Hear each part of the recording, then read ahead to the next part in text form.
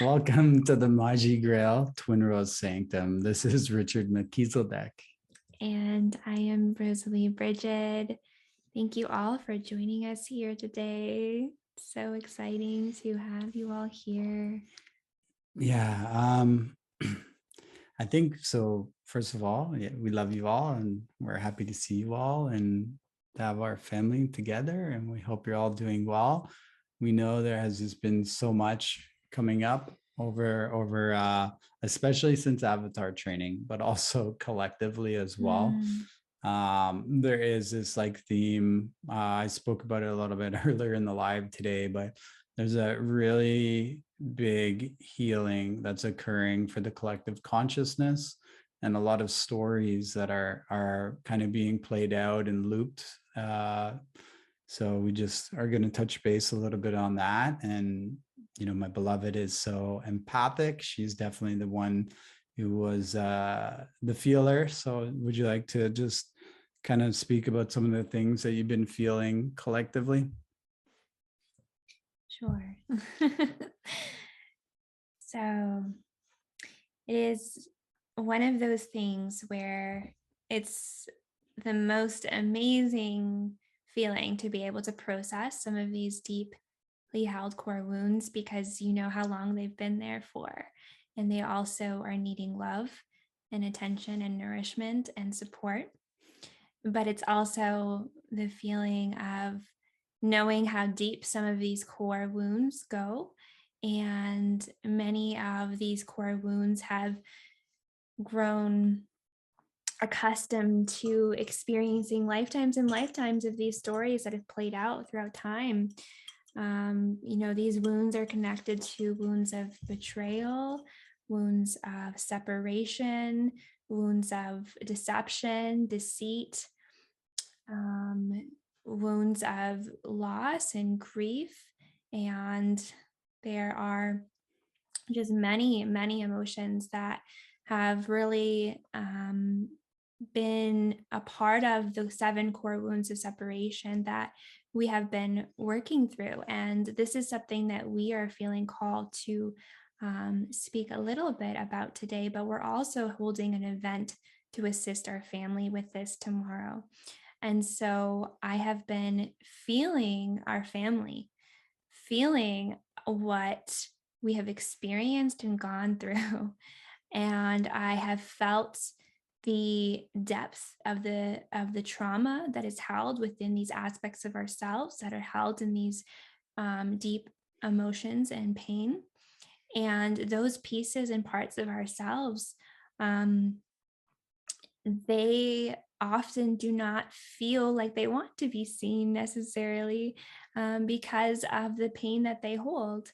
And so there is this balancing that is occurring, I feel, within ourselves, where we feel the emergence of these wounds or these traumas or these emotions, whether they're being presented to you through relationships, through your life, or even just knowing that you have a big mission here. I feel like this has been a theme for many of us, knowing that we are meant to step out and be seen and be heard, yet we have this wall that just can be debilitating, where you feel as soon as you're so excited and ready to do something, you hit a wall of fear and you just can't move past it and take action, or you want to, but there is this deep pain that prevents you from being able to really do what you want to do, what you really want to accomplish. And many of that is rooted in the fear, is rooted in the trauma, is rooted in the pain and the lifetimes where it wasn't safe for us. And so there is this deep wound that has been surfacing too, is like, how do we really truly feel safe in the world? How do we truly feel grounded here and feel like it's okay to be in this world and know that we're supported in everything that we want to do and everything that we want to accomplish? And so at times it can feel like a war inside of yourself, where you know what you want, you know how you feel, you know what you came here to do, yet there is so many things, so many reasons that come up as to why you feel like you can't do them. And so, as we've been processing some of these core wounds that are held within ourselves, we realize that this has been seeded throughout all of humanity. And these unconscious um, fears and programs, they will continue to come up until we can truly and honestly address them. And so I know that this is something that's been big part of our journey here, is to support our family with feeling safe to heal, because one of the most important things that Richard and I really value is to create a container that feels safe and where you all can trust us to know that we are being honest and authentic with you, and to know that our hearts are open to you, and that there is nothing but love here for each one of you, because so many of us have felt those feelings of deception, of betrayal, of pain, or lies, or people who present themselves one way, but then, truly aren't who they say they are. And so this has really kept our families apart, fearing being a part of something only to feel like it's not truly what it was presented to be, and not really knowing who to trust. A lot of our family hold these wounds, and this is what has prevented us from reaching a level of true unity consciousness within the collective, within our groups, within the spiritual communities.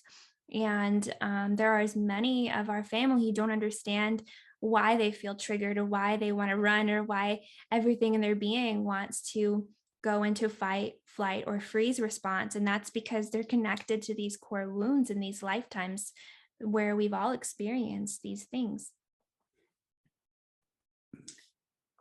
Thank you. That was beautiful. It's really interesting because in all of this, it's like, what is the role of our divine masculine, in all of this, and this is something I think well, I know we're all learning, all of us. Our our sacred divine feminine are learning what the role of the divine masculine is as well. And I see so much in terms of the trauma that our divine feminine are processing right now, and these like core wounds. And it's not to say the masculine don't have them, because we do, but there is a bit of a difference in the way that we process some of these things at times. So, like, what is sovereign kingship? How do we step into this as a masculine, and how do we support our divine feminine? And we think we're not here to do things for our divine feminine, because all of them are so powerful. We're here to be like a mirror and a reflection, and to support and to empower our divine feminine, to remember the strength that they hold, and the power that they truly are, and that we're here as equals, and to mirror, a level of safety to them that exists here, and to let them know that they're safe and they're secure, and they can feel whatever it is they want to feel and process. And it's a really interesting thing when we get into like the sovereignty piece, because a lot of these wounds, like I said, are between the masculine and feminine. And it's a big thing to really hold ourselves to like a new standard for emotional intelligence. So there's just something so pure if your partner or someone a friend or a family member is going through a traumatic experience, or a healing, or a pain body response, or egoic reaction, to not have that reaction, and to be able to support them and like listen and be there, and not judge them, but also maybe like guide or steer them back into processing their emotions, so they're able to do that. Mm. um, because we know when there's trauma and there's ego coming up, it's kind of a little bit like wrestling a monkey in a way, where you just want to bring it back to the feelings and the emotions and allow them to process, because everybody has been so shut down emotionally within Mm. this lifetime that we create all these storylines and all these other things so we don't have to process, which go back to the core wounds of the masculine and feminine, where Mm. instead we're saying, well, it's this person, they're doing this, or that is a wound of the masculine and feminine, and like the warring like energy that has occurred, which ideally which basically stops us from healing our wounds and continues to create that storyline over. um, so something like we've learned through our Hyros Gamos. Well, one is each person is incredibly, amazing and beautiful, but there's a power in being able to do it yourself. And when you can support someone so they can go through something themselves, as opposed to you doing it for them, Mm. that's when the healing like really occurs. And this is what I feel, the role in relationships is as like the masculine for our feminine at this time, because before you think we'd want to do everything and we want to take care of everything, and it's actually very disempowering to our divine feminine family. Mm. um, they are all very powerful and strong, and they're reclaiming their voice in this lifetime and overcoming suppression and repression, entrapment, enslavement, and many of these like core wounds. And part of this is them knowing they're safe to walk through it. Mm. And this is something that we just found so healing in these situations, to let them know, like, you can cry, you can feel, and you're safe to do that here. This is completely, and that's the same for each one of you. I know the masculine, we go through this as well, but this is like, it's a new role that we're all like really learning. And our women are the ones that are leading the forefront right now on so many levels in terms of spirituality and like the evolution of consciousness and unity consciousness. And they really need the support of the masculine at this time. Mm. um, this is a big trust piece, and we were talking about Mhm. this as well, like how do we heal trust? How do we heal trust within our relationships? How do we heal trust within our groups? Because most people have a very fragmented understanding of what trust is, because that trust has been, violated Mm. or not taken, for the weight of what it's supposed to be taken, or it's changed, or its definition has changed in many many situations. So we're really building this trust like together every week, as we do as in our own relationship and with you as well. Mm. The trust is such a big thing, because why would we want, when we talk about the wounds of separation, like the fight, fright, flees, freeze, wanting to run, right? um, every time you think, what, I could just do this on my own, I'll do it quicker. Like we all have this that comes up within us. Instead of working it through with that person, I'll just do this myself. That is a wound of separation, Mm. right? Because instead of fixing the wound and working through it, we're living out that same story. And this happens on a very small level to very massive level Mm. in society right now. So we witness this all the time with healers, and it's everyone thinks they're only meant to work like by themselves, because so there's an important part about like identifying yourself and stepping into your power, but there's another important piece about being able to work together with others and create like unity. It's not just supposed to be the guru like type relationships where it's just me and I'm going to bring in all this and look at what I can do. It's Mm. about us like being empowered individually and being able to come together in unity, just like you would in a Hyros Gamos relationship. If we don't have our own identities within Hyros Gamos, then it starts to impact our relationship of who we are as a sacred union. So the more empowered my beloved can be, or the more empowered I can be, the stronger it makes our relationships. So it's like we need to have our own identities to be powerful so they can be more powerful together, but in a way that's very like complementary, and it's like it's not drowning out or suppressing our voices or having any like level of like control that's been established over it, which this is where I go back to the trust piece. It's like building trust, right? And why would we want to do things on our own all the time and not with somebody else? Usually it's to do with trust, because people say, we'll do this or that. And at the end of the day, from our experiences, most likely a lot of times that's not what's actually going to happen. So, and this is that wound of separation, right? So it's like one of the things like we are doing like within our like communities is really working to like establish that trust and to work through some of those situations. Then, it doesn't mean they're going to be easy. But if they're not easy, it usually means there's a high level of healing that's occurring there. And this is something, that core wound that's created the war, like between masculine and feminine. And then further on through like the brotherhoods and the sisterhoods. So where the sisters don't trust the sisters anymore and the brothers don't trust the brothers anymore. These are the wounds that are coming up because it's all healing. The brotherhoods and the sisterhoods are launching, and they're all coming back and coming together. So this is like a full circle thing.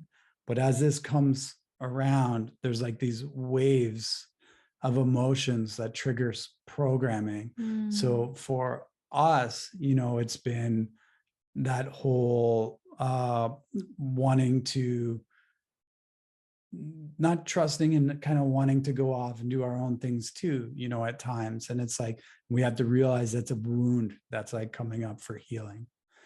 And when we can honor that, we actually have, it's a beautiful thing that is coming up to heal. And then it allows us to come back into a deeper state of like union, or into a deeper state of like cohesion with somebody else that we may be working with, or other groups, where the natural like survival instinct, which is triggering your nervous system to make you want to do something opposite, right, is more of a survival response that is being triggered through like the collective consciousness and like broadcasts. So these broadcasts are coming through, working on that trauma that we hold. So it's like, how are we not impacted by some of the, the broadcasts of these themes, is to actually do the healing on them.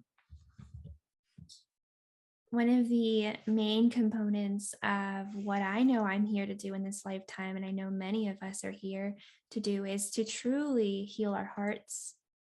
We know that there is so much to unpack there, and we know that our heart has an intelligence, and we do organically feel things very deeply if we allow ourselves. And through conditioning, we have desensitized ourselves to not feel, to not want to feel, or we have done things to avoid feeling.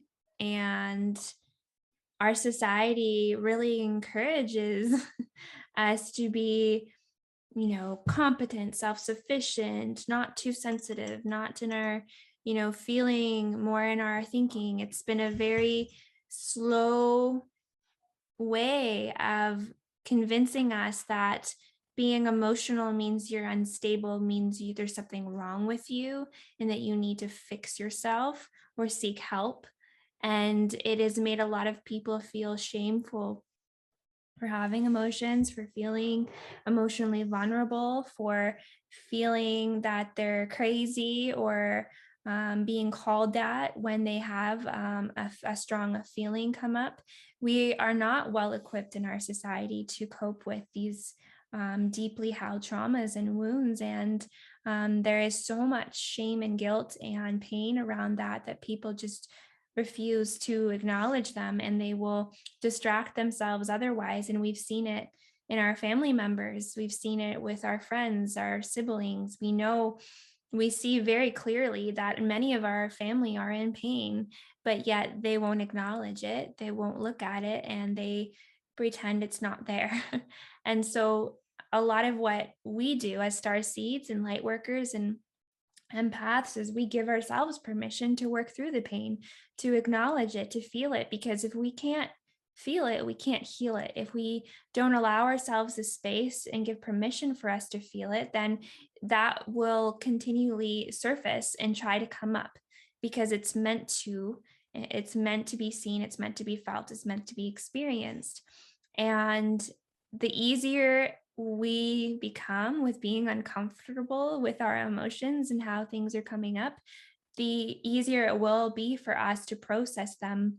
Um, Especially since we have been speaking about the seven core wounds that are seated throughout humanity. I've been telling Richard it's been feeling like an emotional flu where you just want to get it over with, like that feeling of being like nauseous, and once you like purge, then you'll feel better, but it's not ready yet. So I've had to sit with the discomfort of just being in the depths of those emotions, and they're sitting there bubbling but not quite ready to be experienced and released yet. And so I've been really trying to honor that process of presence, because as soon as we feel something, we want to get rid of it like it's taking out the trash. But sometimes if we try to surpass what's wanting to be experienced through that, we're missing the medicine. And the medicine is, what is this showing me? What is this teaching me? What is this piece connected to? And it's not so much about going in the mind and trying to figure out the story of when this happened or what happened, but just giving permission to acknowledge it, feel it, and open your heart to it. And so this has been a deep part of my journey as a sensitive, as an empath, um, knowing that this is what I'm here to assist our family with as well, because I go through it and then I'm able to share about it. How else would I be able to speak about it if I hadn't directly experienced it myself? And I know each and every single one of you go through your own processes. And I know that that makes you stronger because you have the wisdom that goes with that. Now you have the experience of what it's like for many of our family. And as the way showers, we go through it so that we can really experience and see what it's like. This is the development of empathy. If we were perfect all the time, we would just simply not relate to what our family is going through and what is held. And of course, we are, beautiful, powerful, magnificent beings. But when we're in these moments feeling the pain, we do not feel magnificent or necessarily powerful or even our best selves. We feel that sense of um, disempowerment, of fear, of there's nothing else but darkness in that moment. You're in it. And this is why we really need to share with you all that this is normal to go through these moments of sadness, of darkness, of um, processing. This is this is the journey. This is ascension. 99% of what we're here to do is to work on healing our relationships and healing our hearts and working on communication, working on building trust, working on building community. And you will see this reflected to you your whole life through your family dynamics, through your relationships, through your jobs, through everything. It's in everything. It's so important. And it's not glamorous, but it's powerful and beautiful, because on the other side of all of this is you feeling empowered because you were able to move through something that has held you back for lifetimes, whether that's been the fear of speaking or sharing or not being received is a big one that I feel is held within the feminine, of just wanting so deeply to be received by others, but them misunderstanding you or not being able to um, receive you in that moment because of where they're at.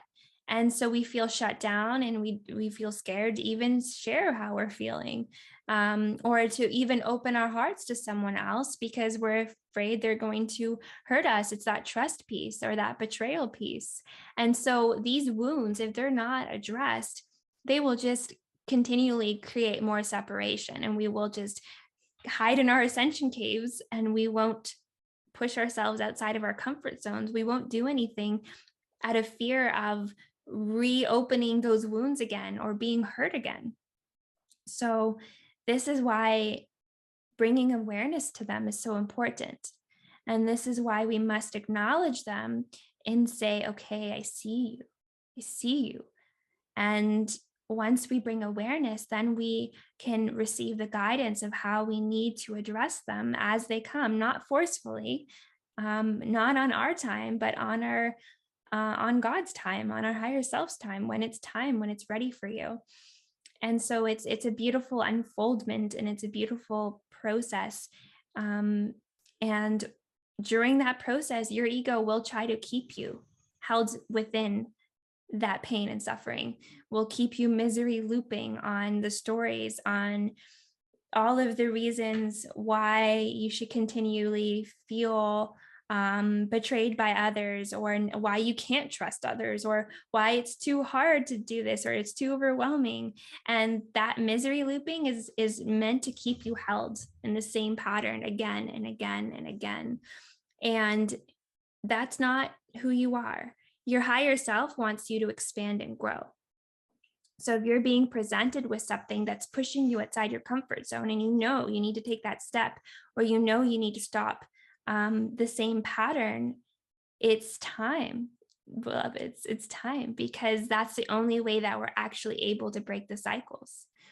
And so this is what we've been experiencing, has been coming up within the collective and within our family. And if not yet for all of you, eventually, most likely, especially if you're joining us for our call tomorrow with Ryan and Reza, where we will actually bring all of these beautiful and intricate wounds, acknowledge them and call them forward, because they're seated throughout every single one of us.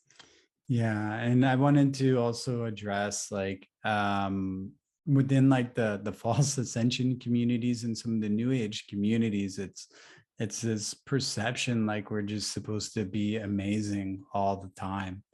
um you're not supposed to go through trauma. We're all just going to be feeling really blessed all the time, and if we're not, then there's something like wrong. And this is a big misconception. So for instance, if you go into healing, like into real healing, think about diamonds. Diamonds are made like through pressure. And it's the same thing with us. We're creating like our diamond bodies. We're going from carbon into a crystalline plasma based body, right? This crystal architecture. And for us, there needs to be a level of like transfiguration. So it's like if people come, to us for a healing, we're going to give them a deep clearing. Is it going to make them feel better? Yeah, but are they going to process trauma? Are they going to have to go through healing? Yes, they are. The next day, will they maybe feel worse? Yeah, it's potential they will, but then they'll feel better, right? And it's this whole thing, like, we've heard it before, like we've you know people are surprised sometimes when they actually go through healing after working with us, because there's a level of expectation, like they're supposed to just feel blissed out after a session with us. And to me, that is not what it's always about, because we're here to heal our families and bring them together. And there's a lot of work that needs to be done with that. We could be the healers that just surround you in rainbow light and fill up your bubbles and send you on your way, and you'll feel good for 24 hours. Then that crashes and you go crashing back down. I know how to do that, right? Do I do it for people? No, because it doesn't help heal them. And guess what? In a week, I'm getting another call. It's like, it's the same thing. If people come to us for healings, like, there's a certain point where like, all right, you need to do this, this, and this, and this, because this is what's going to make the difference in your life. Mm. And this is what it's about, like building the trust, and like back to like the false like ascension, like matrix and the teachings. And, it's that bubble needs to be burst, because we're making diamonds here. And it's really like important that we understand the level of genetic path cutting that each one of you are doing for your entire lineages. Each one of you are here to do some major things. When we speak about the level of karma that is on the earth right now from all of the wars, that is such a like when 1 million people die through like a negative form of karma and karmic manipulation, that doesn't just create karma for the individual soul. It creates it for the entire human collective consciousness, and it creates it for the planet as well. And then when there's such a mass of like karma, that karma then is being like superimposed upon people in that. And now all of a sudden free will's gone, because now we're bound by these karmic laws and all of these other things in our lives that have made it really challenging for humanity to move forward. This is what the Starseed Cloister Race mission is. Like, we came into this lifetime now to clear that karma, and we took genetic path cutting agreements because they were, one, we chose them, two, they were assigned, because that level of karma wasn't going to support evolutionary consciousness. And it was continuing to bring the earth into a lower frequency, all of humanity, and stop the evolutionary process. It was a de-evolutionary process that we were starting to go through. So now this is when I'm bringing this up so you understand. It's like, at no point in this at all are you supposed to be the victim, because you chose to transmute these things. You chose to go through this, to learn how to do it, how to manage your pain bodies, your egos, so you understand the level of alchemy that's occurring each time you go through a process. So you can do it safely, you can honor yourself through it, and you understand the reason why. Not because of who did it to you, but you're doing this for your family. You're not just healing it for you, you're healing it for everyone. Some of you may have like a karmic contract or genetic path cutting contract to clear like 1% of the collective consciousness. Think how much that is. That's a lot, and we all have different roles. Some of you have decided to do it for the land or for the planet or other planetary systems. There's many, many roles in this. So when I ask you if you think you're going to be blissed out for your entire, ascension journey, who's the one that's lying to you? Who's the one that's misleading you? And who's not telling you the truth about the direction of your path, right? And this is really like important for each one of us to understand that this work is big that each one of you are doing and that you came here to do. It's massive. And we're all doing it. Are you going to have good days? Yeah, you're going to have a lot. Are you going to have bad days? Yeah, you're going to have some of those too. And there's no shame in that. What it is like understanding the level of alchemy that's unfolding when you go through that. Because when you can master this and you can master moving through your pain and your trauma that is coming up, there's nothing that can stop you. When we talk about making diamonds, like, do you want to go to the person who the helicopter dropped off at the top of the mountain, or do you want to, find the way up the mountain from the person who had to climb it? And that's what we're talking about, right? Like, so each one of you are carving out your path for your genetics, for your lineages, for your family, for every generation that comes after you in this lifetime. Like, it's a big thing Starseeds said they would do and take on in this lifetime. So do not fall into victimhood with that, because this is something that is a very noble quality to do this. So each one of you has a high level of nobility, or you wouldn't have taken that on.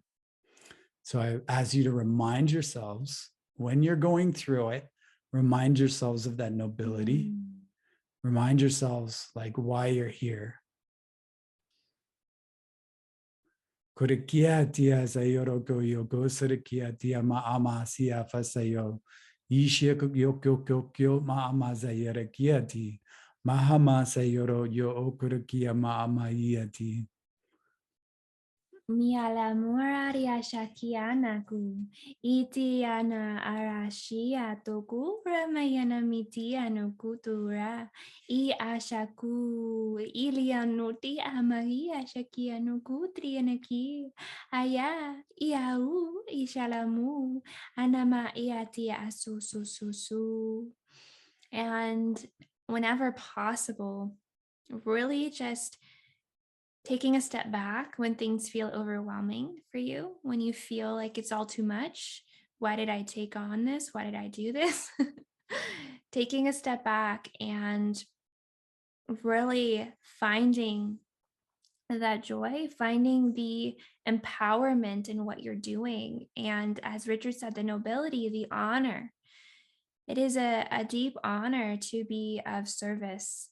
And I'm sure many of you have felt and experienced the utmost feelings of fulfillment when you've accomplished something for the greatest good, when you know that you've done something to really help someone, to help the world. This is who we are as beings of Christos light, Christic beings of Omni love. We receive the utmost level of joy in being able to be of service. And without that love piece, that love for what you're doing, that love ultimately knowing you're helping really impact the world and your family and yourself, then it's not the same. So we have to remind ourselves of the why we do what we do. We have to ask ourselves, why am I doing this? Not from a place of victimhood, as Richard said, but from a place of purity, of love, of knowing that we're doing this together as a family. We're doing this for our family, the love that we hold for each other, for all of humanity, for our children, for our planet, for the elementals, for the trees. We love it all so much. We would never surrender our home and just let it be destroyed. The loss in that self would be heartbreaking. It would be like standing behind the scenes and watching everything that you love be destroyed and taken from you, watching our family suffer, watching our planet suffer, watching our home fall apart into pieces. We just wouldn't allow it. It's why we are here, because we know that we could make the most amount of change by being here. And that is that spark. That is that fire. That is the flame. That is the driving force from a space of love, always. And once you connect into the why you're doing what you're doing, then you can remember, yes, I asked for this. I signed up to help in a way that only I can, because my light was needed and my unique voice was needed. My unique energy signature was needed, because nobody on this earth is you and will be you and can be you and can imitate you, because you're unique in your being and your expression and your voice. And you change people's lives just by being who you are and your authenticity. And there is so much soul growth that comes through this process, through the journey of the soul, the journey of reclaiming your pieces, of healing the lifetimes of pain. You come out of this more whole, more enlightened, more in harmony, more in your connection to God from this experience, knowing that you were able to achieve the mission and knowing that you were able to work through some of these difficult and hard pieces. Yeah, and each one of you would choose it again and again and again every time. Every time. Because when you, like, the option was, if this doesn't happen, then most likely everything would be turned into stardust and then brought back to source. So any aspect of your being that was lost would lose it, all of its lifetimes, all of its memories, and all of its experiences. And everyone in your lineage that was also, considered lost would also lose everything that they went through. And there is something beautiful in understanding, like, yes, we went through a fall, but if we can come back from the fall, then literally we can overcome anything in any system.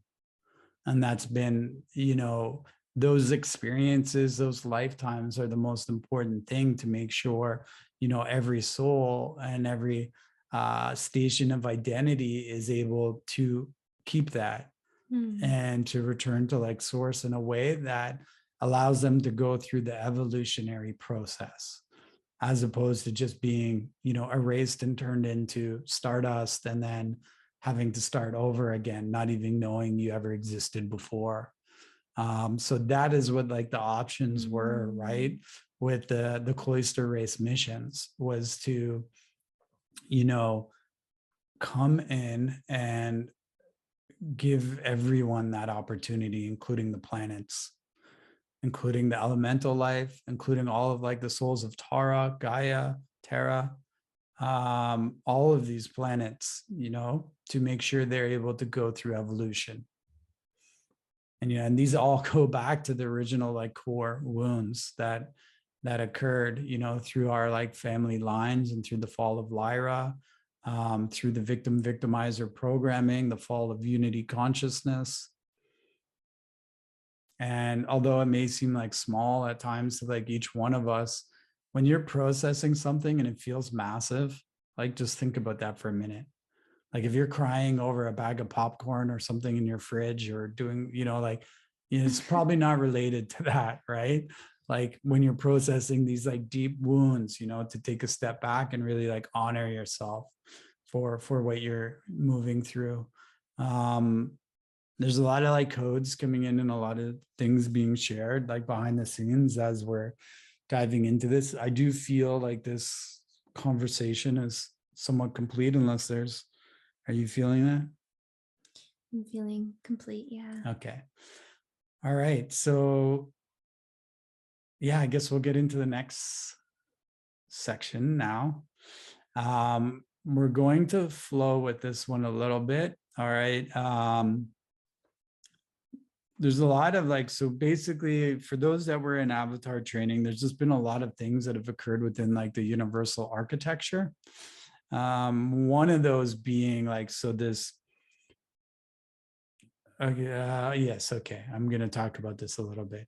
So the Cathars, right? There's a big misconception of what the Cathars are. Cathars are considered to be just people who lived in France and went through a lot of persecution. But that's one of the stories. Okay. And they were the last ones to really be fully away from like religion and church and to be holding the mother teachings, like the Magdalene teachings, the mother teachings. And they were also like part of the underground communities that have been underground for the last 26,000 years. So they were one of the last ones that were here. And they were basically all hunted down, persecuted, killed, hung, burned alive with this. So the Cathars carry the mother seed, the mother code for this like system. They can work with the earth core, the crystalline matrices, they can program the grids, they can restore things. They just had a way of working with it. And there's different like beings and races of this, that go all the way back to Lyra. So the Cathars, and we've spoken about the Arthurian lines, and with Arthur being, in a guardianship role of the Cathars as well. That was part of his roles. Like King Arthur was guardian of the Cathars. So part of his work was overseeing with, obviously his beloved and that and the Templar teams was to oversee the Stargate systems and to work with like these sacred like groups to be able to run the rainbow rounds, the Kundera fields through the stargates, and that would activate the planetary body, and it would basically create this like shield around the planet to then clear out anything that wasn't aligned or was anti-Christic. So it was like a natural like defense system that was programmed into the earth. And the Cathars and the Templar teams and the Maji Grail tribes understood like how to work with this like organic like God technology.